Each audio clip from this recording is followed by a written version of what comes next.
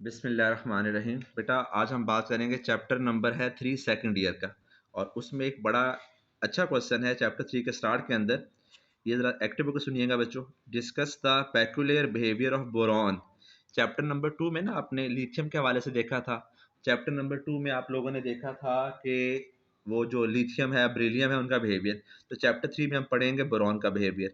Chapter 2 में आपने देखा था बेटा कि हर फैमिली का पहला पहला मेंबर अब नॉर्मल है। तो सिमिलरली यहाँ पर जो बेरिलियम है वो भी अब नॉर्मल है। तो इस हवाले से कुछ बातें करते हैं बेटा। सबसे पहली बात है हमारे पास इसके पेक्यूलियर नेचर के हवाले से।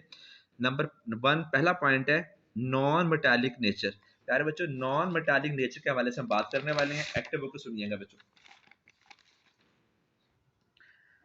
जी बेटा, सबसे पहला पॉइंट है कि बोरॉन नॉन मेटल है। आप सब बच्चों को आइडिया है कि ऊपर से नीचे आते हुए साइज इंक्रीज करेगा। अगर ऊपर से नीचे आते हुए साइज इंक्रीज करेगा तो बोरॉन पहला मेंबर है ना बेटा। बोरॉन पहला मेंबर है। बोरॉन के पहले मेंबर का मतलब ये है कि सबसे ऊपर है, ऊपर से नीचे आते हुए साइज बढ़ेगा। अब बोरॉन का साइज छोटा है, इसलिए ये नॉन मेटल है। और ये कितना छोटा है आपको याद होगा, left to right size decrease करता है। तो लिथियम छोटा, फिर बेरिलियम भी छोटा, फिर उसके बाद बोरॉन और छोटा। अब हम बात करेंगे बेटा पॉइंट नंबर 2 की। पॉइंट नंबर 2 ये है ऑक्सीडेशन स्टेट। मुझे आप सब ने बताना है कि जो बोरॉन है वो 1A का मेंबर है, 2A का या 3A का। 3A का। तो सिंपल सी बात है, उसका ऑक्सीडेशन नंबर सिंपल सी बात है +3 या -3 होगा। अभी हम देख लेते हैं बेटा। Boron always uses all of the 3 of its valence electrons for bonding purposes. Therefore its common oxidation state are +3 and -3। जरा इसको जस्टिफाई कर लेते हैं बेटा। सबसे आसान बात वो देखिएगा प्यारे बच्चों। ये मेरे पास है BF3। आपको याद है फ्लोरीन की इलेक्ट्रॉन एक्टिविटी ज्यादा, -3, जीरो लाने के लिए +3। तो बोरॉन का ऑक्सीडेशन नंबर +3 हो गया। अब हम बात करेंगे, ये देखिएगा प्यारे बच्चों, what is the valency of magnesium 2, what is the valency of boron 3। आपने याद रखना है कि बोरॉन की ऑक्सीडेशन स्टेट या बोरॉन की इलेक्ट्रॉन एक्टिविटी मैग्नीशियम से ज्यादा है। सो ये हो जाएगा +6 और ये हो जाएगा -6, और एक के लिए हो जाएगा -3। तो बोरॉन का चार्ज +3 और -3 दोनों पॉसिबल है। दूसरी बात, मैग्नीशियम का चार्ज ना +2 होता है, 3 के लिए +3 के लिए +6 आएगा। हमारे बेटा 2 पॉइंट्स कवर हो गए हैं। हम बात करने वाले हैं तीसरे पॉइंट की।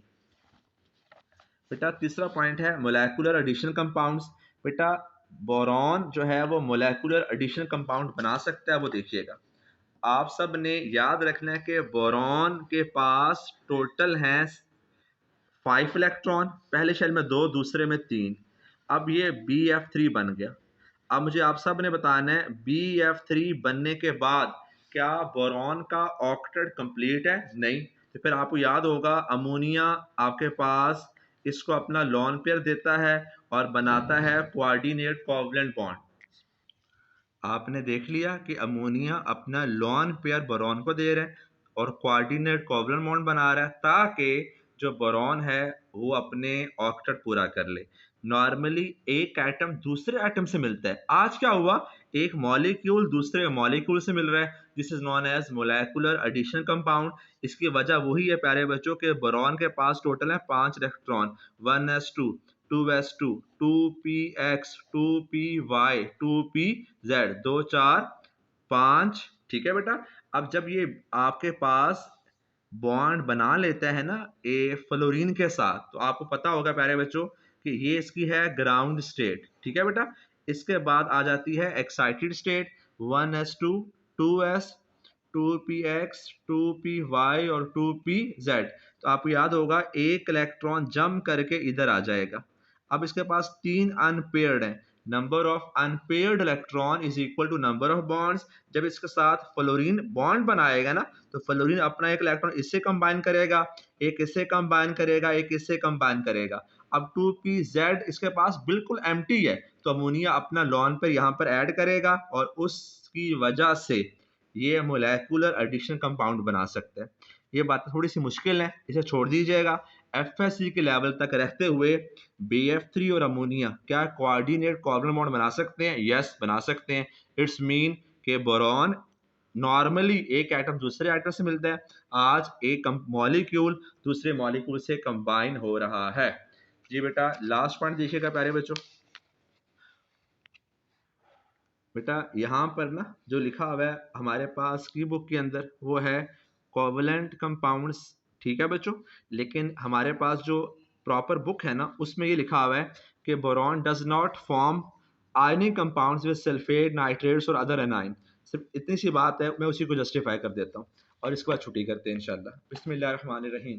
जी बेटा बेटा ये बताइएगा बोरॉन मेटल है या नॉन मेटल है? बोरॉन तो नॉन मेटल है, तो जो नॉन मेटल है ना, पहली बात तो ये है वो कैटायन नहीं बना सकता। दूसरी बात, बोरॉन का साइज है छोटा, तो हमने ये बात 100 बार पढ़ ली है कि एक जैसे साइज के कैटायन एनाइन होंगे तो स्टेबल होगा। अब सल्फेट है बड़ा, नाइट्रेट है बड़ा, और इसी तरह से ये जो बड़े साइज के एनाइन होंगे वो बोरॉन के साथ स्टेबल कंपाउंड्स नहीं बनाते। मैं बेटा इन सारी पॉइंट्स को दोबारा समराइज करने वाला हूँ। बोरॉन जो है प्यारे बच्चों वो क्या है, नॉन मेटल है और उसकी वजह है स्मॉल साइज। बेटा एक पॉइंट हमारा रह गया है, वो मैं दोबारा दूसरा पॉइंट मेरे साथ मैंने डिस्कस नहीं कर सका, दूसरा पॉइंट दोबारा बताने वाला हूँ। दूसरा पॉइंट सुनिएगा दोबारा से। बेटा आम तौर पे ये रूल है,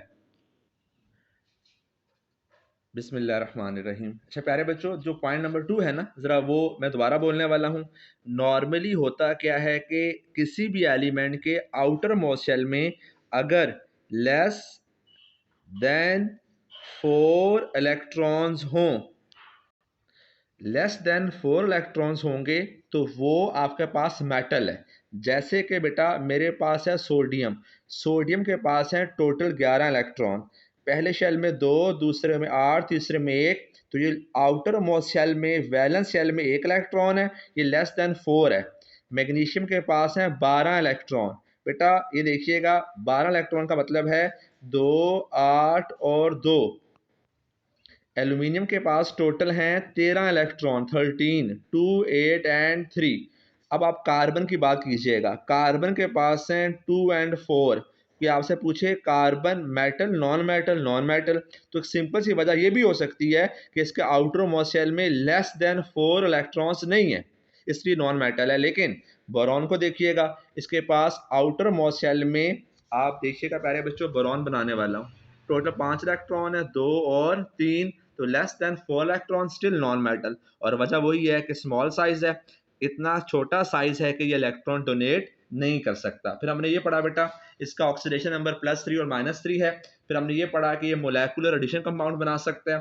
फिर लास्ट पॉइंट ये था प्यारे बच्चों कि ये छोटे साइज की वजह से बड़े एनायन के साथ मैच नहीं हो सकता, एक स्टेबल कंपाउंड नहीं बना सकता।